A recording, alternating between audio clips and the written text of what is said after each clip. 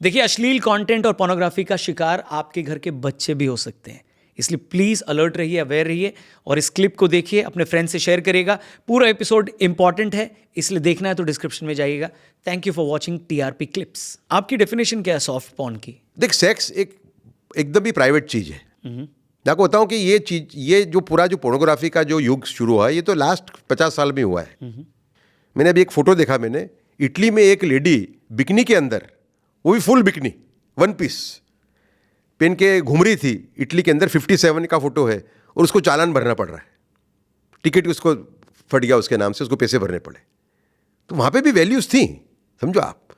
लेकिन ये जो पूरा एंटरटेन के नाम पे जो राक्षस घुसा, आप देखो 1 लाख रेप है अमेरिका के अंदर लास्ट 1 साल में, आप मान सकते हो? तो आप कह रहे हैं सारा का सारा ये जो हो रहा है ये कंटेंट इसका मेन रिस्पॉन्स है, बिल्कुल सवाल ही पैदा नहीं होता। और इसको सपोर्ट करने के लिए आपके पास क्या रिसर्च और डॉक्यूमेंट्स या क्या? इसके पास हमारे पास देखिए बहुत सारे पेपर्स है हमारे पास में, लेकिन एग्जांपल रोज आ ही रहा, आप देखो ना आप, क्योंकि इस पे आपको क्रिटिसाइज करने वाले भी लोग होंगे कि आप ऐसे कैसे कह सकते हैं जब पोर्नोग्राफी देखो या ऐसा सॉफ्ट है, पॉर्न वाले कंटेंट नहीं क्रिटिसाइज थे। करने वाले या तो ये पूरी इससे एडिक्ट हैं इसके, या तो इसमें से पैसा कमा रहे हैं।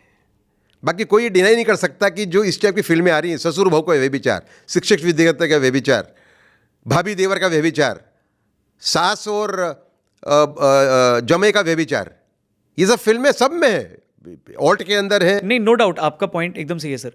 पर एक आर्गुमेंट ये भी आएगा कि जब ऐसा कंटेंट नहीं था, बलात्कार के केसेस तो तब भी होते थे, तो क्या वो डायरेक्टली आप इससे कनेक्ट करके नहीं, बलात्कार केस देखिए, मैंने स्टडी जो की, देखिए 1989 की बात करता हूँ, कितने साल हो गए 89 को, आज 40 साल 40 होने वाले हैं, हाँ। है ना। 1989 के अंदर टेड बंडी नाम का एक रेपिस्ट किलर हो गया अमेरिका का, जिसने 30 औरतों को रेप करके मार दिया। He is the most notorious criminal of America and rapist killer. उसको फ्लोरिडा जेल में उसको मौत की सजा हुई थी। जेल में जब गया वो, तो वहाँ पे भी आरोपी थे, बलात्कार के आरोपी वहाँ पे भी थे। उसने एक इंटरव्यू दिया 2 या 3 दिन पहले मरने के। उसमें उसने कहा कि मैं अच्छे घर में मेरा जन्म हुआ, मैं अच्छी तरह पला बड़ा, पर मुझे पोर्नोग्राफी की आदत पड़ गई।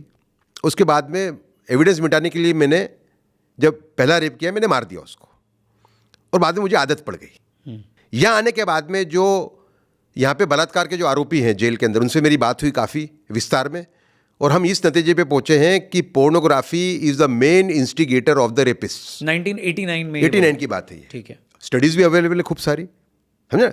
अच्छा, काउंटर स्टडीज़ भी करवाते हैं ये लोग जिनको ये बिजनेस करना है। लेकिन आप अगर पुलिस जो केसेस बनते हैं, रेप के जो बनते हैं, उसको आप देखो और स्टडी करो ना, आप परिस्थिति क्या है। मेरे ख्याल से मेजोरिटी केस के अंदर यही है। पर भारत जैसे देश में पॉर्न बैन ही है ना, वो लीगल थोड़ी है, बट फिर भी लोग कंज्यूम कर रहे हैं क्योंकि अवेलेबल है। और सरकार के लॉज ऐसे हैं कि वो लोग कर रहे हैं ये काम। आज ओटीटी के अंदर सेल्फ रेगुलेशन है, तो सरकार क्यों नहीं करती? रेवेन्यू नहीं, सरकार को करना ही पड़ेगा ये। देखिए, ये सरकार जो है उसने सांस्कृतिक राष्ट्रवाद की कसम खाई है, तो कर क्यों नहीं रही है? वो तो उनको जानना है। मैं तो लगा हुआ हूं इसके अंदर। आपका तो एक्सेस है डायरेक्टली ऊपर तक। और नहीं, ऐसा नहीं है। नहीं, सवाल पूछने के लिए। सवाल मैं पूछ सकता हूँ, पत्रकार भी हूँ मैं, और मुझे आशा है कि करेगी सरकार।